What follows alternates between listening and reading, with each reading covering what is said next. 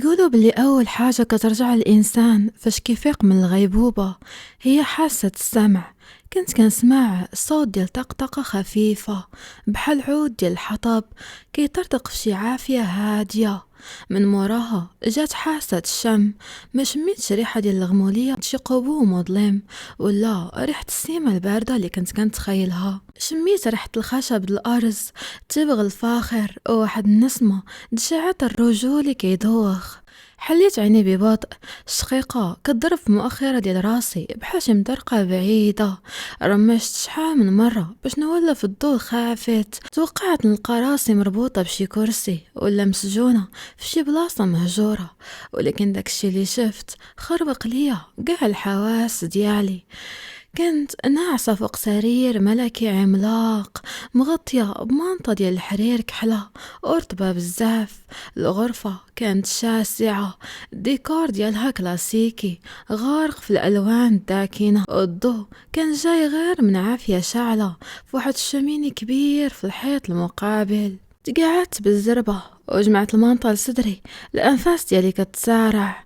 نقصت من السرير، ركابي ديالي خوابية وطحت على الأرض. تفو، تمتمت ووقفت بالسيف كنسند على الحيط. خاصني سلاح، أي حاجة. هزيت واحد ديكور نحاس ثقيل من فوق الطبلة د الليل وزيرت عليه بيدي بجوج. وقفت في القنت د الغرفة، عيني كتمسح البلاصة. كنتسنى. الديكور غالي يا ياسمين، ما كرهتكش ما تهرسيش ليا على راسي. الصوت جا من الركن المظلم د الغرفة، النبض ديالي تسمع في ودني. كان جالس في واحد الكرسي د الجلد، رجل على رجل، شاد كاس ديال النبيذ في يدو.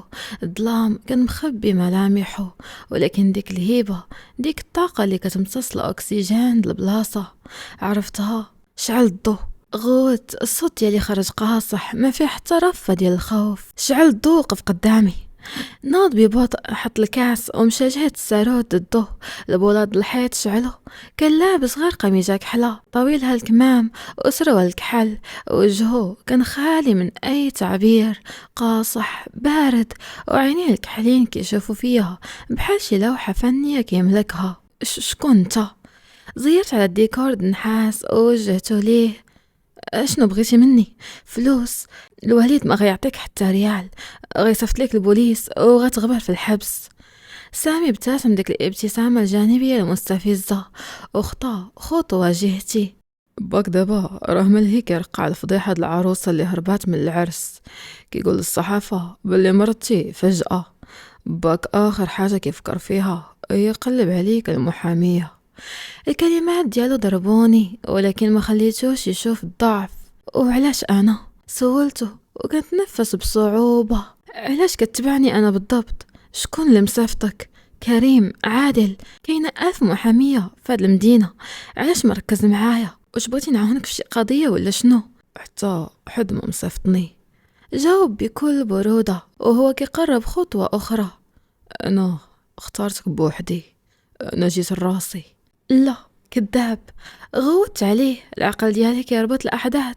هذه شهور وانت حاضيني، المساجات، الألغاز، الورد اللي كنتي كتحطو بلا ما تبان. علاش ما بينتيش راسك شحال هادي إلا كنتي باغي شي حاجة؟ اوه، علاش كنتي كتدخل لداري؟ هنا الصوت ديالي ترعد شوية. تفكير بأن هذا الراجل كان كيدور في داري، كيوقف فوق راسي وأنا ناعسة، كيراعبني. وقف على بعد 100 متر مني، الشوفة ديالو تبدلات، داك الورود المافيوزي طاح وعوضه بواحد النظرة د الهواس المريض، نظرة خلات الديكور النحاس يتقال في يدي. علاش ما بينش راسي؟ انطقها بصوت خشن، حيت كنوجد راسي يا ياسمين، كنت كنراقبك باش نفهمك، كنت كنشوفك كيفاش كتدفني راسك في الخدمة، كيفاش كتقاتلي باش ترضيه. أب ما عمره ما شافك، أب بايعك في صفقة الملايير. كنت كندخل لدارك حيت ما قديتش نصبر، كنت كنجي غير باش نشوف وجهك ناعس بلا ما يكون لابس داك القناع د القصوى، كنت كنجي باش نتنفس الهواء اللي كتنفسيه. كانت واقفة قدامه شادة داك الديكور ديال النحاس بحال شي لابوءة مجروحة كتدافع على حياتها، ذكية شرسة وما كتقبلش تلعب دور الضحية. هادشي اللي كيخليه يبغي يهرسها ويبنيها من جديد. العقل ديالها المحامية كيطرح الأسئلة الصعاب وكيقلب على الدوافع المنطقية، فلوس، انتقام، مؤامرة. كان خاصو يضرب المنطق ديالها بالجنون. العيالات اللي بحال ياسمين اللي كبروا في صقيع الحسابات والمصالح ما كيطيحوش بالمنطق، كيطيحوا فاش كتحسسهم باللي هما الاستثناء. كان خاصو يمثل عليها دور العاشق المهووس، الراجل اللي مريض بها شخصيا ماشي بفلوس باها. كان خاصو يقنعها باللي الاختطاف ديالها ماشي جريمة، بل هو عملية إنقاذ من عالمها المزيف. الكذبة خاصها تكون مثالية، حيث الغلطة معاها كتعني الفشل. الكلمات ديالو بقاو كيتعاودوا في دماغي، كان كيجي باش يتنفس الهواء اللي كنتنفسو. هبط يدي شويه بلا ما نشعر. هادشي ماشي دافع د الفدية، هادشي مرض. انت مريض نفسانيا. قلت ليه وكنحاول نرجع خطوه اللور، ولكن الحياة كان مورا ظهري كيسحب ليك. الا خطفتيني غنولي ديالك. انا محاميه، عندي حياتي، عندي خدمتي، عندي طموحاتي وعندي راجلي. ما تقدرش تحبسني في هذا القفص وتسنى مني نرضى بهذا العبث. حياتك ياك. سامي ضحك ضحكه خاليه من الفرح، عامره بالسخريه. اش من حياة ياسمين؟ الخدمه اللي كياكلك فيها الشريك ديالك، باك اللي كيصيفطك كعربون محبه لعائله اخرى، عادي اللي كيشوفك غير شرط باش ياخد الورث. واش هذه هي الحريه اللي كتقاتلي عليها دابا بهاد الديكور ديال النحاس؟ الضربه جات في العمق. قاع داكشي اللي كنت كنحاول نخبيه عراه قدامي في جمله وحده. صافي سكت. غوت ويدي رجفات. ما غنسكتش. زمجر وقرب ليا بخطوة سريعة. نصر الديكور النحاس من يدي بالجهد ولاحو في الأرض. شدني من كتافي بجوج ولصقني مع الحيط. الصدر ديالو كان كيطلع ويهبط وعينيه كينبضوا بواحد العافية هرسات ليا الأنفاس. أنا الوحيد اللي كيشوف ديك المرأة اللي كتموت لداخل بشوية بشوية. خطفتك حيت ما قديتش نشوفك كتسني على وثيقة إعدامك مع داك الجبان. خطفتك حيت انتي الحقيقة الوحيدة في هذا العالم المزيف اللي كنعيش فيه. بقينا كنشوفو في بعضياتنا. الصدر ديالي قريب مع صدره. المحامية اللي لداخل ديالي كانت كتغوت. كذاب، هذا تلاعب نفسي، ستوكهولم سيندروم، هربي. ولكن ديك المرأة المكسورة، ديك ياسمين اللي عمر شي حد ما بغاها غير لراسها، اللي ديما كانت مشروع دباها، سمعات هاد الكلمات ودابت. عمر شي راجل ما ضارب على قبلي، عمر شي راجل ما خسر كلشي باش يخطفني ويحميني من الواقع ديالي. هاد الوحش المافيوزي اللي كيقتل بدم بارد واقف قدامي كيعترف باللي انا هي نقطة الضعف ديالو. هادشي غلط. همست الدموع ضد الضعف د العيا ود الخذلان من كاع الناس اللي قراب ليا تجمعوا في عيني. ما تقدرش تجبرني نبغيك بالاختطاف سامي. وشكون قالك كنجبرك؟ صوته نزل طبقة حنينة حنينة لدرجة كتكوي. هبط يدو من كتفي ودوز صباعه على دمعة طاحت من عيني. أنا كنعرض عليك حياة حقيقية. الليلة نساي المحكمة، نساي باك ونساي عادل. نجي هنا آمنة، عمر شي حد ما غيقاسك في الدار. الكلمات ديالو بقاو معلقين في الهواء بين شفايفو وشفايفي. الحرارة الصدر ديالو اللي لاصق مع صدري كانت كتذوب داك الجليد اللي بنيتو سنين. يدو كانت باقا محطوطة على حنكي، والصبع ديالو كيمسحو ديك الدمعة اللي فضحات الضعف ديالي. بقيت كنشوف في عينيه الكحلين قراب بزاف لدرجة نقدر نحسب الرموش ديالو. الضوء الشميني اللي شاعل في الغرفة ضرب في وجهه وبين واحد الندبة خفيفة باهتة طالعة مع حاجبه ليمن.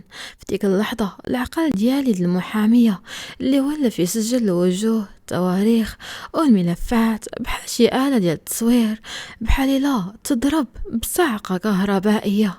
ديك الندبة، ديك النظرة القاسية اللي مخبية وراها ظلام العالم، داك الطول وهاديك الهيبة أنا شفتهم من قبل. رجعت اللور خطوة، ظهري باقي لاصق مع الحيط، ولكن عيني وسعوا بالصدمة. انت تمتمت وصوتي بدا كيرجف، ماشي بالخوف هاد المرة، ولكن بواحد الإدراك مرعب. انت داك الراجل اللي كان واقف في ديك الليلة دشتا قدام المحكمة هادي عامين. سامي ما رمش يدوه بطات من على خدي ببطء، والابتسامة غبرات من وجهه. تراجع خطوة اللور، وعينيه غرقوا في واحد الحزن قديم كحل ومخيف. عامين و3 شهور و14 يوم، جاوبني بصوت خافت كيحسب المدة بدقة كتهرس القلب. داك النهار كان هو أول نهار ليا برا الحبس يا ياسمين. أول حاجة درتها ملي تنفست الحرية ما مشيتش نقلب على فلوس ولا على انتقام. جيت نوقف قدام المحكمة تحت ديك الشتا غير باش نلمحك خارجة. الأنفاس ديالي تقطعات. الحبس؟ علاش غادي تشوفني أنا نهار تخرج؟ أنا ما كنعرفكش، عمري هضرت معاك، وطبيعي غنرفضك، ما كتعرفينيش. نطقها بواحد المرارة شقات صدره، عطاني بالظهر ومشى بخطوات تقال جهة واحد طبلة صغيرة في القنت الغرفة. هز منها شي حاجة ورجع عندي، مد يدو كان هاز وردة حمرا، وردة وحدة دابلة شوية، الشوك ديالها قاصح. غير شفت ديك الوردة الحمراء حسيت بحال شي حد خوالي سطل الماء متلج على راسي. الرعب اللي سكن فيا ما كانش من الاختطاف، كان من داك اللون. الورد الأحمر بالنسبة لي ماشي رمز ديال الحب ولا الرومانسية. الورد الأحمر هو ريحة الدم، هو الكوابيس اللي كنعيشها كل ليلة. رجعت كنلصق مع الحيط كتر، كنجر النفس بصعوبة بحال لا تمنع عليا الأكسجين. حيد ديك الوردة من قدامي. غوت ويدي كترجف كنغطي بها وجهي كأنني كنحمي راسي من شي ضربة جاية. سامي بقى واقف في بلاصتو كيشوف فيا واحد الألم كيبان في عروق ديال رقبته. ملحش الوردة بل زير عليها في يده بالجهد، زير عليها حتى الشوك ديالها غاص في جلده، والدم بدا كيقطر من صباعه للرخام ديال الغرفة. علاش كتخافي من الورد الأحمر يا ياسمين؟ سولني بصوت قاصح كيحاول يواجهني بالعقدة ديالي المخبياها على العالم.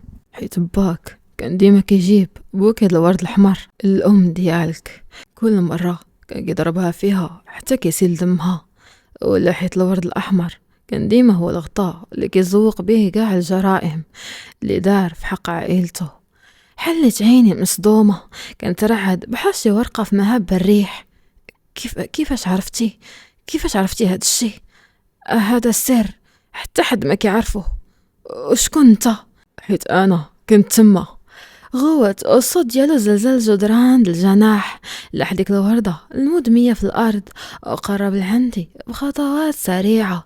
طاح على ركابيه قدامي حيت كنت هبط الأرض كنبكي بالانهيار، وشد يدي اللي كترجف بين يديه الكبار اللي عامرين دم. رجعي بذاكرتك ل10 سنين اللورا ياسمين. الصوت ديالو ولا كيقطر بلا وجع، عينيه الكحلين لمعو بواحد الدمعة محبوسة كترفض تطيح. فاش كان عندك 15 عام تذكري داك الدري الزنقة اليتيم المسخ بالتراب اللي كان كيخدم جاردينيه في القصر ديال باك؟ داك الدري اللي كان كيشوف كتخباي في داك الركن ديال الجردة وكتبكي كل ليلة فاش كتسمعي غوة امك؟ داك الدري اللي كان كيخلي ليك ديما ياسمينة بيضة فوق الشرجم ديالك باش يواسيك، حيت عارف كتموتي بالرعب من الورد الأحمر. الزمن حبس، دقات قلبي سكتوا، ومن بعد بداو كيضربوا بجنون كيكسر ضلوع.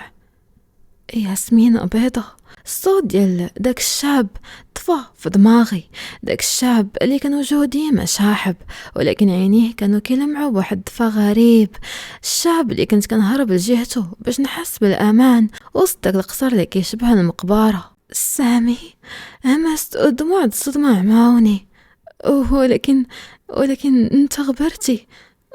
بابا قال لي بلي شفرتي الخزنه وهربتي، قال لي بلي خنتي الثقه ديالنا. باك كذب عليك المحاميه. ضحك ضحكه مبحوحه كلها احتراق. دوز يدو المدميه على خدي كيمسح دموعي وما هموش الدم اللي طبع في وجهي. ديك الليله الليلة اللي شفت فيها باك غيضربك حيت وقفتي في وجهه، قررت نهربك من داك الجحيم، ولكن باك عقبية. رجالو شدوني في ديك الجردة، ضربوني حتى تهرسوا ضلوعي، وفاش شافك جاية كتجري باش تعتقيني، أمرهم يلوحوا عليا بوكي الورد الأحمر اللي كان فوق الطبلة باش يوصل ليك رسالة باللي أي واحد غيقرب ليك غيموت.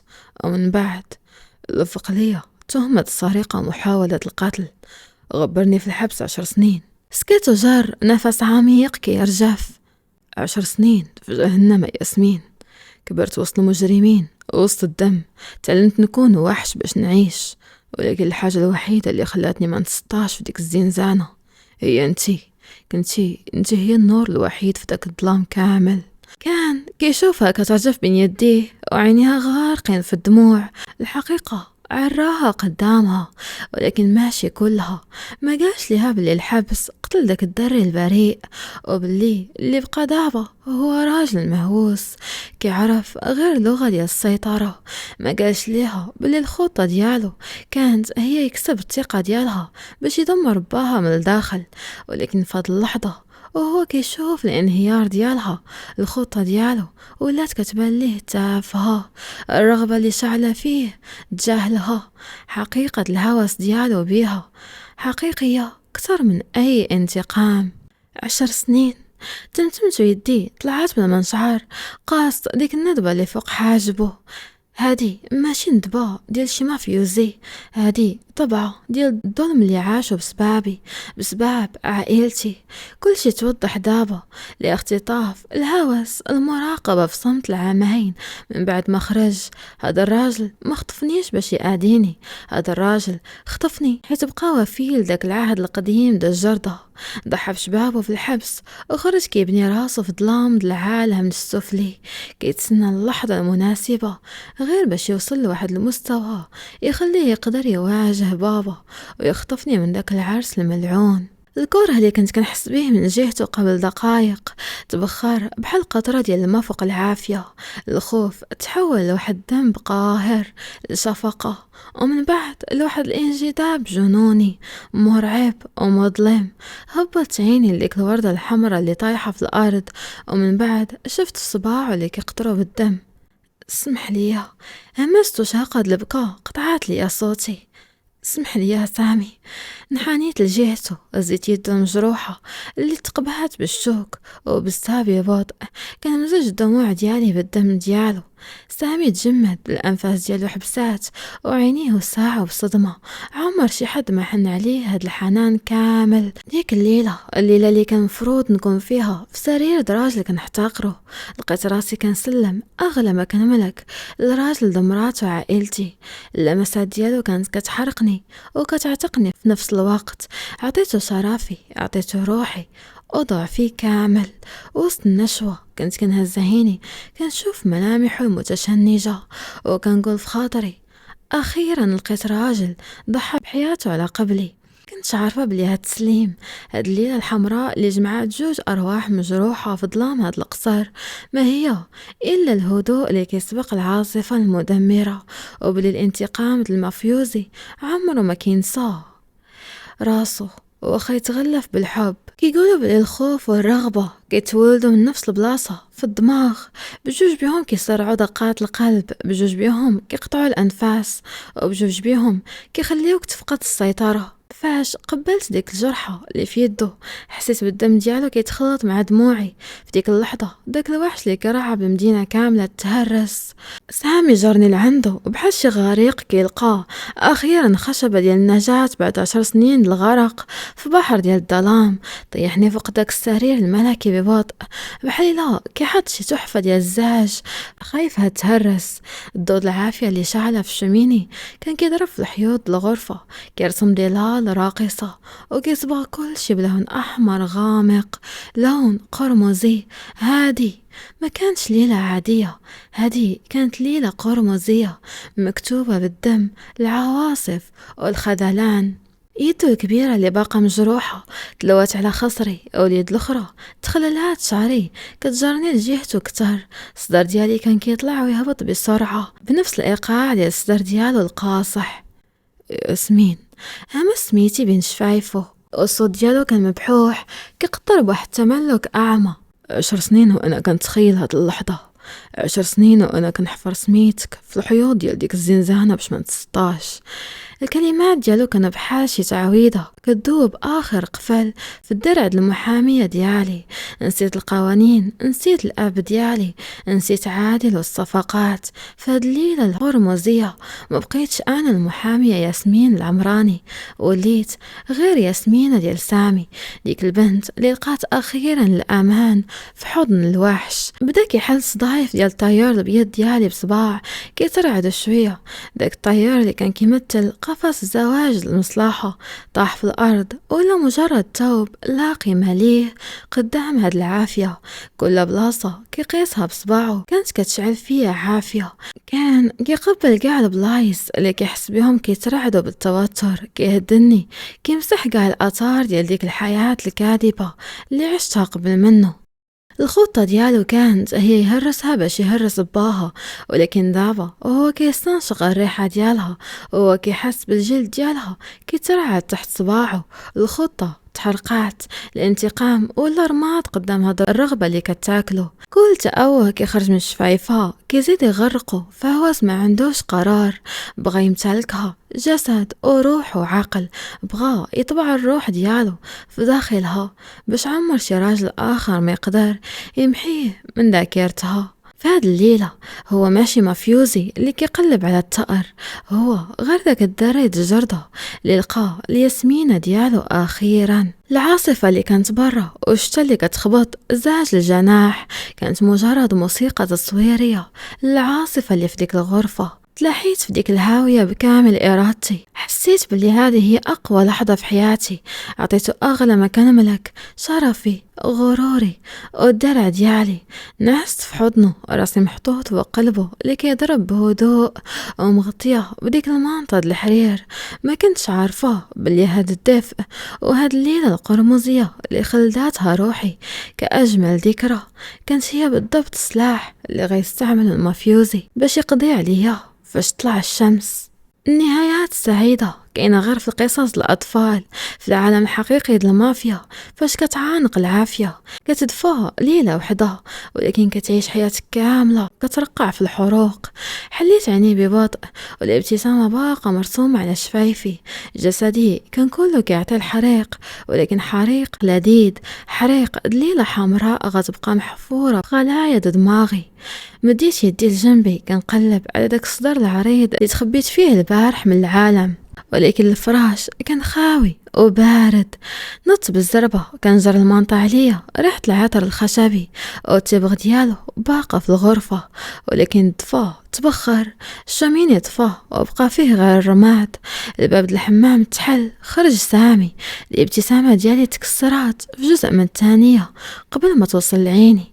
هذا ما كانش داك العاشق المجروح اللي بكى بين يدي البارح، هذا كان شخص آخر. كان لابس كوستيم كحل مقاد بالمليمتر، القرافطة مزيرة وشعره راجع اللور، ووجهه كان بحال شي تمثال درخام بارد قاسي خالي من أي ذرة الإحساس. دوك العينين اللي كانوا كيقطروا بالهوس ولاو كحلين ميتين بحال شي ثقب أسود. نوضي لبسي حوايجك. الصوت ديالو ضرب في دماغي بحال شي قرطاسة قاطع جاف أميت. سامي تمتمت والصوت ديالي خرج مبحوح. مالك اشنو واقع؟